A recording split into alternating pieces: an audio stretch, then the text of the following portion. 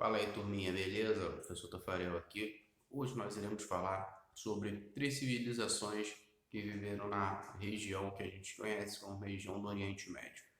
Atualmente ela é conhecida dessa forma: os fenícios, que viveram na região do Líbano; os hebreus, que foram povos que são considerados povos nômades, eles surgiram numa região da Palestina, depois caminharam até Israel; e os persas, que surgiram na região onde hoje é o Irã. Então, dentro desse contexto, a gente vai ver as características de cada um. Bom, a civilização fenícia, ela tem uma origem semita, a sua localização era entre o litoral do Mar Mediterrâneo e as montanhas do atual Líbano, e, como eu já havia dito, ela se localizou na região do atual Líbano. Parte desse território era muito fértil, então eles utilizavam utilizavam essa terra para colher o trigo e as oliveiras, oliveira é uma fruta que dá a gente faz o azeite, com azeite de oliva, por isso que é o nome de oliveira. E extrair madeiras nobres, como o cedro. A partir dessa madeira que eles construíam vários navios. Os navios fenícios, eles eram considerados os melhores navios para a época. Então aí a gente vê a bandeira do Líbano, ela apresenta essa árvore chamada de cedro no centro da sua bandeira. Isso aqui seria uma árvore de cedro. A outra parte do território fenício, ele era muito quente e árido. As montanhas, elas impediam o desenvolvimento dos fenícios em percorrer os caminhos andando, por isso que eles vão se voltar para o mar, tendo em vista que se a gente olhar a localização geográfica, a gente vê que atrás, na parte que seria para o continente, é formada por montanhas, o que dificulta muito a sua entrada no continente, para comercializar com outras civilizações por meio terrestre. E a outra é mar, que é o Mar Mediterrâneo. Então eles voltam todos os seus esforços para as atividades marítimas. E aí se desenvolve uma excelente civilização marítima, de comércio marítimo, chamado Fenícia. A civilização fenícia vai ser conhecida por ser uma excelente navegadora. Os aspectos políticos, os fenícios, eles eram divididos em cidades-estado, eles não tiveram um império unificado.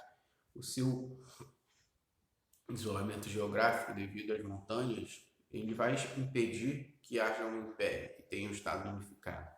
E assim se formam essas cidades independentes. E aí a gente vai ter algumas cidades como Tiro, Sarepta, Sidon, Biblos, Trípoli, Arvad, Ugarit, Acre, Dor. Então cada cidade ela vai apresentar um próprio rei, tá? Uma pessoa, um governante. Era composta por uma assembleia, que geralmente era composta por pessoas ricas, e os sacerdotes também participavam das decisões políticas. Os aspectos sociais, como era formada a camada social: o rei, os ricos comerciantes, os sacerdotes, os trabalhadores livres, como os camponeses, artesãos, marinheiros, pequenos comerciantes, e por último estavam os prisioneiros e os escravos. Isso aqui é uma foto de uma armadura de bronze fenícia no Museu Arqueológico que está no Museu Arqueológico da Tunísia. A gente vai reparar que a parte de artesanato deles, tanto barco, tudo isso, era muito detalhada. A gente vai ver muitos detalhes da civilização fenícia.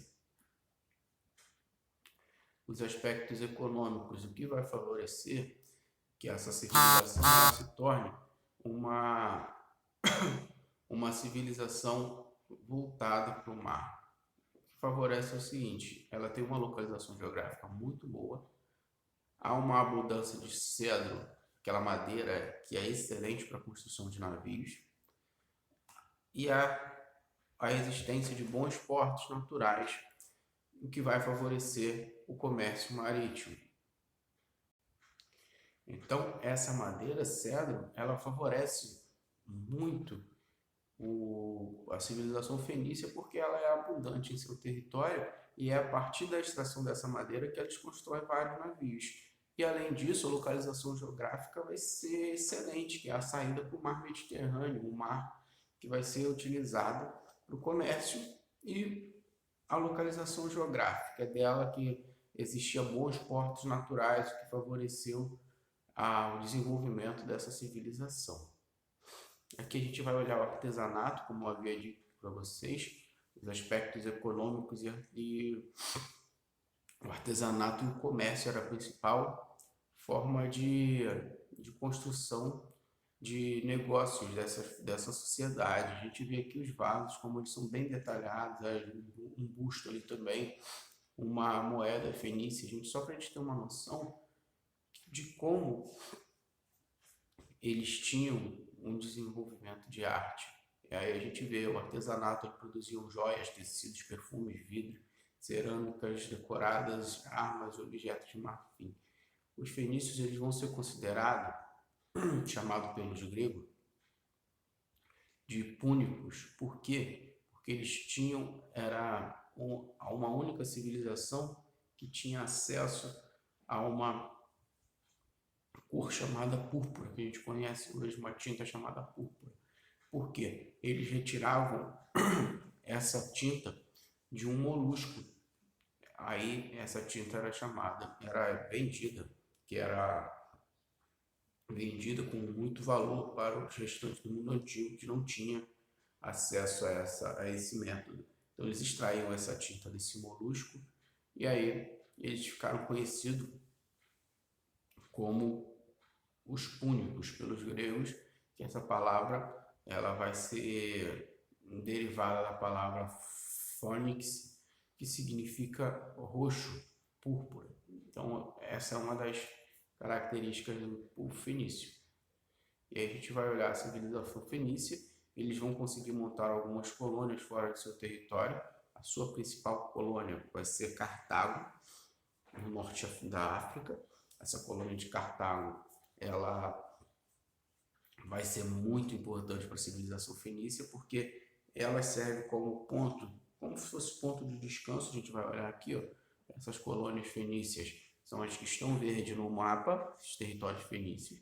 A gente vai olhar no norte do continente africano, aí tem ali também a Córcega e a Sardenha, tem Guide, até para eles fazerem comércio com o restante do mundo antigo, né? Aqui são os navios fenícios, né? Que eles eram diferentes. Havia o navio de guerra, que era chamado de birremes, e os navios de comércio, que tinham a imagem de uma cabeça de cavalo na frente, na proa, e o casco ele era arredondado.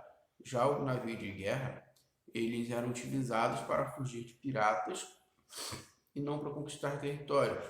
Então era uma diferença. A gente vê que o casco dele não é um casco mais estreito para ser mais rápido, para ter maior velocidade, e o outro é para maior, mais redondo, para aumentar o volume de carga.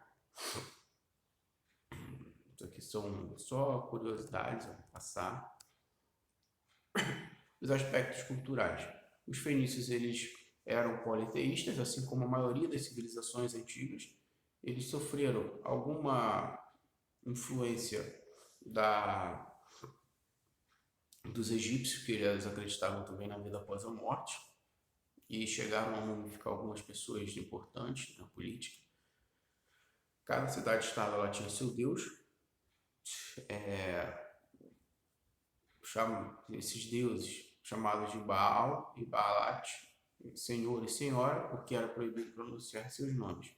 As religiões, os deuses fenícios, eles eram muito ligados à natureza, aos astros e à fertilidade. A civilização fenícia vai contribuir e muito para a nossa sociedade, porque é a partir da civilização fenícia que a gente tem a inserção de um alfabeto, só que esse alfabeto era com 22 letras, ele era baseado numa escrita cuneiforme e nos hieróglifos egípcios, porém era adaptado como alfabeto, não em símbolos. E aí os gregos eles pegam esse alfabeto fenício e acrescentam as vogais, tá? E eles também se tornam ótimos matemáticos e astrônomos, beleza? Já o povo hebreu é outra civilização que vai viver nesse período da Idade Antiga. O povo hebreu ele é um povo de origem semita, então eles começam a surgir na cidade de Ur, lá na Mesopotâmia, e a partir dali eles se espalham pelo mundo antigo. Ele tinha na sua religião, esse povo hebreu, ele é diferente. Por quê? Porque ele era monoteísta, ele acreditava em um único Deus. E aí, a partir dessa crença, é que começa a ideia de uma busca pela Terra Prometida, tá? E é dentro desse contexto que a gente vai tentar entender o povo hebreu. O povo hebreu, ele vai ter como principal, a gente tem como principal fonte histórica para estudar o povo hebreu, os 5 primeiros livros da Bíblia, que são chamados de Torá pelo povo judeu e Pentateuco pelo povo cristão. E aí, são os 5 primeiros livros da Bíblia que formam a base histórica para a gente entender como vivia a civilização hebraica. E dentro dessa história hebraica, ela é dividida em 3 períodos. Períodos patriarcas, que isso vai desde da época que Abraão eles pega os hebreus lá em Ur e guia até a chegada de Canaã, na Palestina. O período dos juízes, que é a época que os hebreus eles se lutam pela conquista do território palestino, e o período dos reis, que é quando há a formação de um estado monárquico na Palestina. E aí tem como principal fonte histórica, como eu já havia dito, a Bíblia. Porém, há uma diferença entre estudar a Bíblia para se preocupar na consciência, sem se preocupar com a existência de Deus ou descobrir se ele tem uma forma humana ou não. E isso é o que a história faz. E tem a base da teologia, que analisa as religiões judaica e cristã, a natureza de Deus e como ele se relaciona com o ser humano. Então há uma diferença. Na base, se você for utilizar para teologia, você vai buscar mais a análise de um religioso. Já se você utilizar como fonte histórica para estudo histórico, você vai se preocupar, você não tem preocupação em provar a existência de Deus, você só vai utilizar ali para saber como que aquela civilização vivia, uma fonte histórica mesmo, tá? Então essas são as duas diferenças. O período dos patriarcas, ele surge com Abraão. Abraão, ele vai guiar as pessoas para a Terra Prometida, a atual Palestina, a gente chamado de Canaã. É chamado de patriarca porque a organização social desse período ela se girava em torno de grupos familiares que eram liderados por anciãos, pessoas mais velhas, que recebiam o nome de patriarcas. Então é por isso que eles recebiam o nome. E aqui a gente vai formando uma árvore genealógica para a gente entender como que chegaram à expansão do povo hebreu, né?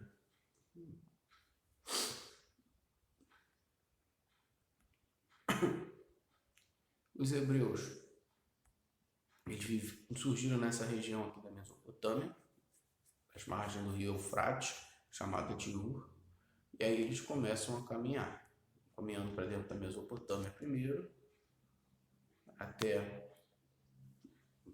sempre as margens do rio, até se estabelecer na região da Palestina conhecida como Canaã. E aí eles começam a desenvolver a sua civilização. Tudo isso guiado pelo patriarca Abraão, tá bom? Os períodos dos patriarcas, ele é formado onde os hebreus eles vão se estabelecer às margens do Rio Jordão. Por quê? Porque era um território fértil, cercado por montanhas e regiões desérticas. Então era um território que tinha água e era um território difícil de ser invadido. Porque de um lado tinha um deserto, do outro tinha montanha, então era muito difícil de ser invadido. E para o outro tinha também a saída para o Mar Mediterrâneo. Porém, não era tão próximo do Mar Mediterrâneo como os fenícios.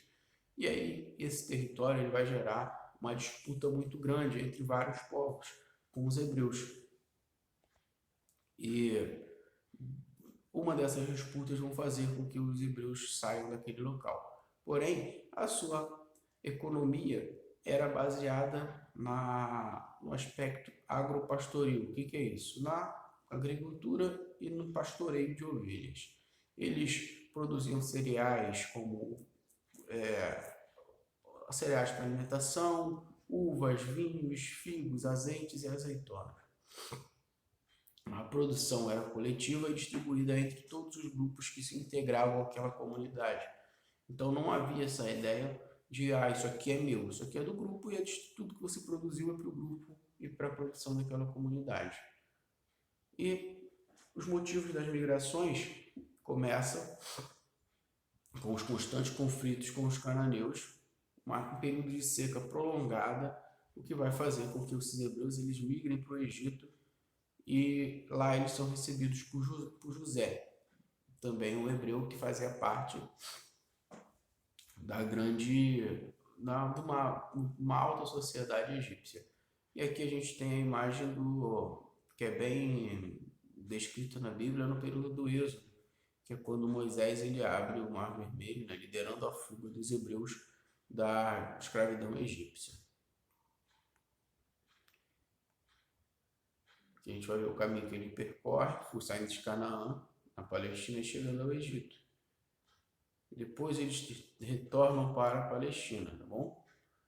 Então esse período termina dessa forma, quando eles se estabelecem na Terra Prometida. O período que eles fogem, a gente tem o início, chamado período dos juízes, que eles voltam para Canaã e tentam reabitar esse período, a cidade de Canaã, a Terra Prometida. Só que ali eles vão ter que enfrentar outros povos que ali já viviam, que já tinham vivido naquela terra. Os hebreus saíram, foram para o Egito. Quando eles voltam para a Terra Prometida, que é Canaã, eles encontram outros povos vivendo na terra que eles se estabeleceram. E ali começam outros conflitos. E aí são dois principais povos, que são os cananeus e os filisteus. Aí os egípcios, o que eles fazem? Eles se dividem em 12 tribos, onde cada tribo vai eleger um juiz.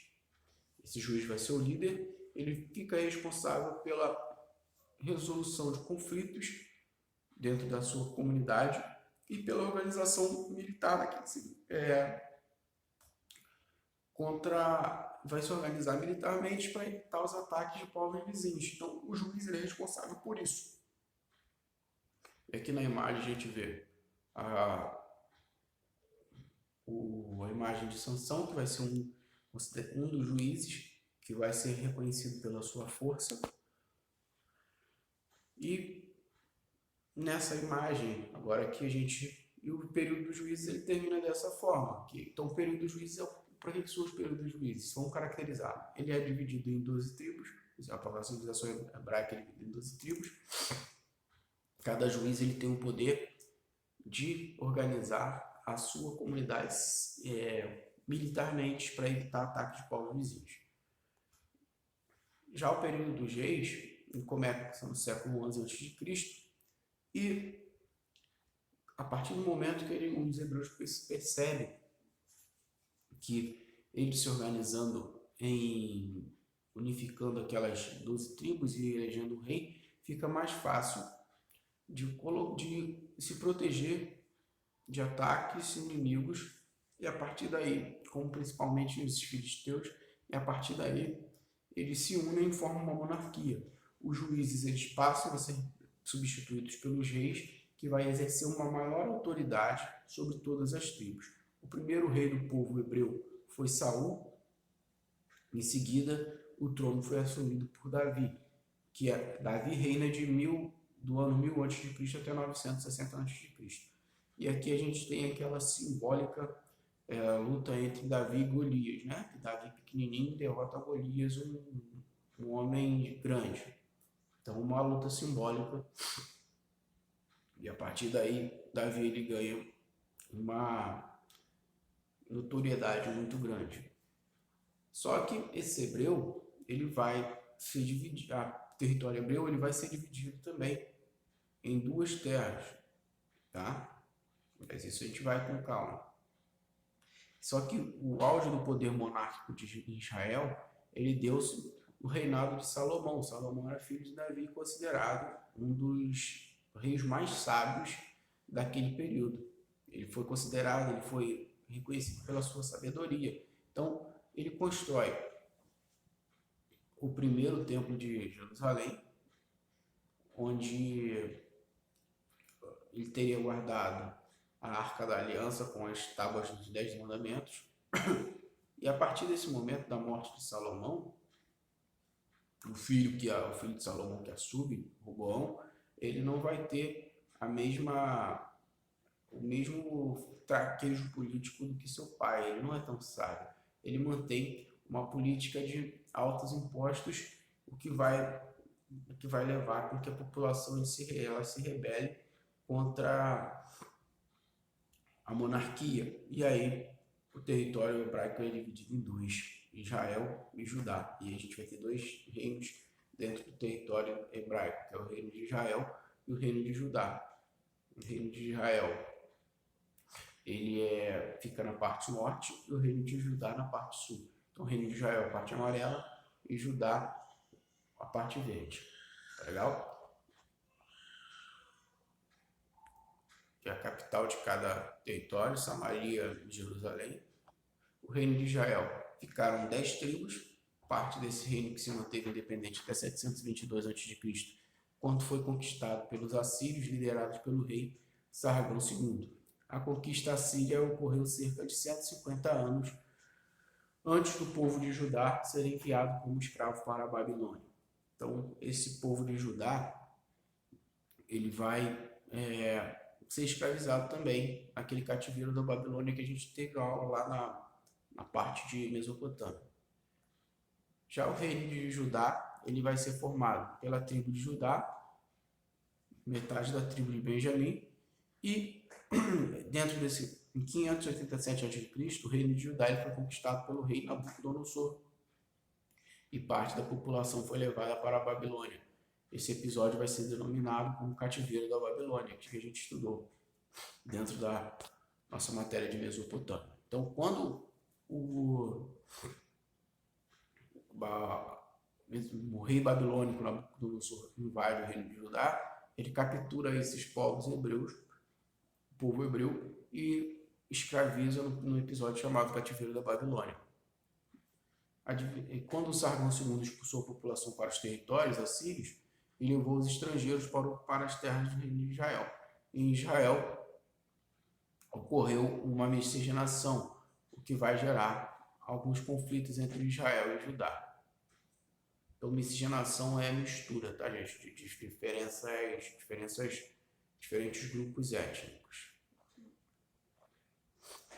Aqui, para a cultura dos hebreus, a religião, eles eram monoteístas, eles acreditavam em um único Deus, esse Deus único chamado de Javé, criador do universo e da humanidade. A crença no messianismo, o que é isso? Que tem uma pessoa que é um messias, que é um líder, que vai levar essa população a alcançar seus objetivos, e a importância dos profetas. Há uma grande importância nos profetas. Os seus templos religiosos são chamados de sinagogas. Aqui a gente tem uma imagem de uma sinagoga. Como é formada uma sinagoga por dentro. Esse aqui é o Muro das Lamentações em Israel. Tá? Ele é considerado o único vestígio do segundo templo de Jerusalém. a antiga muralha que Herodes mandara construir em volta do templo em 20 depois de Cristo. Aqui a gente vai ter só algumas imagens, principalmente do Muro das Lamentações. Os judeus, os costumes judaicos, leitura da Torá, corresponde aos 5 primeiros livros da Bíblia, reúnem-se aos sábados, considerado o dia mais importante da semana, dia reservado para o descanso. Durante o casamento judeu, um vidro é quebrado para lembrar que as pessoas, a felicidade nunca será completa, até que o templo de Jerusalém seja reconstruído. O rabino, que é o líder religioso, pede 7 bênçãos e na última um retorno à terra prometida.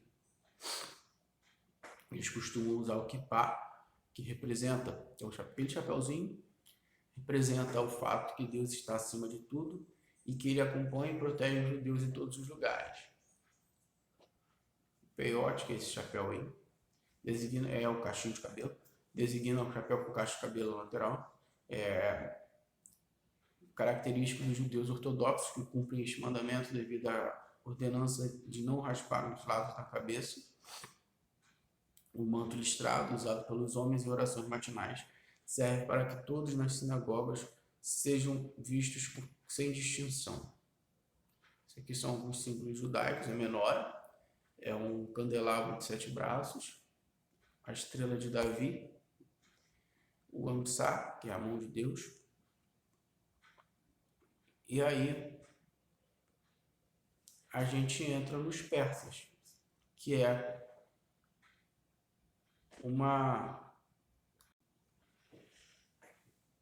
Quando a gente entra nos persas, a gente está falando de um povo que ele vai habitar o sul da Europa, uma região conhecida como Planalto do Irã. Então ele vai surgir de uma mistura de 2 povos, que são os povos médios e os povos persas. Quando os persas conquistam o reino da Média, ele vai unificar e formar um império muito grande, mas muito grande mesmo. Os persas são excelentes conquistadores, tá? Esse reino da Média, ele ficava ao norte e o reino persa, ele ficava ao sul, nessa parte, a gente vê uma parte mais marronzinha aqui, formava o reino dos persas. A unificação ela acontece com a unificação persa, tá? Primeiro, os medos, eles dominam os persas e unificam os reinos. Isso vai ser com os Siáchares, o rei dos medos. Porém, os sucessores de Siáchares, eles não conseguem dar continuidade a essa unificação política. E aí, em 559 a.C., Ciro II, o rei dos persas, ele tomou o poder e unifica novamente os 2 reinos. E a partir do momento que a gente tem a formação do Império Persa. O Império Persa, como eu já havia dito, ele é muito, mas muito voltado para a expansão territorial. Ele vai ter um território que vai dominar o Antigo Egito, mas não é muito grande, né? A gente vai ver no mapa mais à frente. O crescimento populacional, ele criou a necessidade de ampliar as fronteiras do reino em busca de terras férteis para a produção de alimentos. Eles dominaram a Babilônia, libertando os hebreus do cativeiro, dominaram a Fenícia, a Síria e a Palestina. Os persas, eles tinham uma coisa bem interessante, que era deixar a cultura local, não impor a sua cultura, tá? A expansão territorial ela foi caracterizada pela tolerância em relação à cultura dos povos conquistados, permitia a continuidade das práticas religiosas e comerciais e concedia certa autonomia aos dirigentes locais. Em troca, eles exigiam homens para o exército, alimentos, metais e a cobrança de impostos. Era isso que eles cobravam. Vocês são ser dominados, porém, vocês podem continuar com as suas práticas religiosas, culturais, podem ter a autonomia de vocês, porém você tem que pagar alguns impostos, como enviar homens para o exército, alimentos, metais preciosos e pagar alguns tributos. E aí a gente vai olhar os persas. Aqui é a Pérsia primitiva, aqui nessa parte roxa é a conquista de Ciro o Grande, o que ele vai conquistar. Aqui vai aparecer agora são as conquistas de Cambises, a gente vai ver o Egito, e as conquistas de Dario I, a gente vê aqui nessa parte verde. Deu para notar como que esse território persa ele se expande, ele se torna gigantesco, ele vai chegar até ali, ó, batendo na porta dos gregos. Os gregos eles vão se localizar numa península que está aqui saindo para o mar Mediterrâneo, onde está ali Esparta, Atenas, Creta, tudo isso onde ficavam as principais cidades gregas. Então os persas eles vão dominar muito território, muitas civilizações como a Mesopotâmia, que a gente falou, a civilização egípcia, eles dominam a Síria, a região de Jerusalém, ele vai dominar muito a civilização, até o território indiano é que eles vão dominar. A organização administrativa do Império Persa, ela era organizada em satrapas. O que era isso? Eram 20 províncias, onde essas 20 províncias deveriam pagar impostos proporcionais à riqueza, e ela era governada pelos sátrapas, que eram chamados de chefes locais. Essa organização ela foi imposta por Dario I, que foi considerado um ótimo administrador. Ele tinha uma ideia muito interessante. Ele colocava o sátrapa, que era o cara responsável por administrar, porém, para fiscalizar isso, a arrecadação de impostos, ele colocava homens de sua confiança para inspecionar o próprio sátrapa, ou seja, ele botava o sátrapa para administrar, colocava os olhos e ouvidos do rei lá para fiscalizar, para ver se esse sátrapa ele não estava desviando dinheiro. Então era um cara muito inteligente na questão administrativa. E aí a gente vai ver, ele vai criar um sistema único de impostos, esse Dario. Ele cria também uma rede de estrada pavimentada que ligava o território persa à Mesopotâmia, à Palestina, à Fenícia e ao Egito. Então a gente vai ver que ele vai criar essas redes de estrada, essas rotas comerciais terrestres e também marítimas, que vai facilitar e muito a comunicação comercial entre esses povos. E em cada entreposto ele colocava como se fosse um correio que era para um ponto de descanso, que chegou até esse correio aqui. Quando você chegou aqui, vai passar a informação, a encomenda para outro grupo, para outros responsáveis passam para outro, que dessa forma ele conseguia ter a sua, como se fosse a sua recompensa de forma mais rápida. Então ele padroniza também o sistema de peso e medida, criando uma moeda. Ele vai organizar esse sistema de correios, como já havia dito, e adota o aramaico como língua oficial com a intenção de facilitar a comunicação e a atividade econômica entre as províncias. Os persas também eles criam essa moeda. Antes da formação de um império, a sua principal atividade era a agricultura e o pastoreio. Após a expansão territorial, passa a ser o comércio e o artesanato. A gente vai reparar que o artesanato persa também ele é bem detalhado, as moedas. Essas moedas é chamada de dário, tá? O tapete persa, ele é muito reconhecido até hoje. A gente vai olhar esses tapetes persas pela riqueza de detalhe deles, né?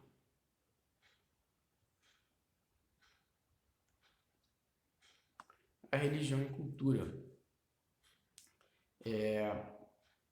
Houve a difusão da língua aramaica para facilitar o comércio entre os povos. Inicialmente, esses persas eles eram politeístas, eles cultuavam a força da natureza, porém, houve uma reforma religiosa pelo Zaratustra, ou Zoroastro, que ele era um dos líderes religiosos. Ele vai viver isolado da sociedade e a partir de lá ele forma a sua religião chamada de Zoroastrismo, que os fundamentos estão no livro de Zend Avesta, escrito pelo próprio Zaratustra, o Zoroastro. Como que eles funcionam o zoroastrismo?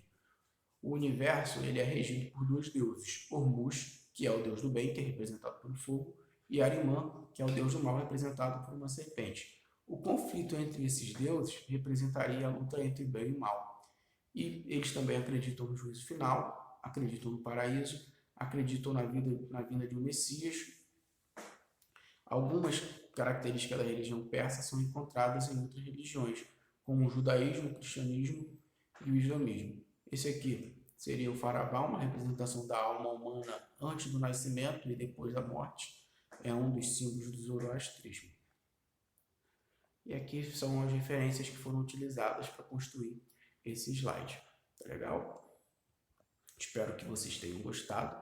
A aula ela ficou um pouquinho grande, né? Mas a gente conseguiu matar 3 civilizações aqui. Tá legal?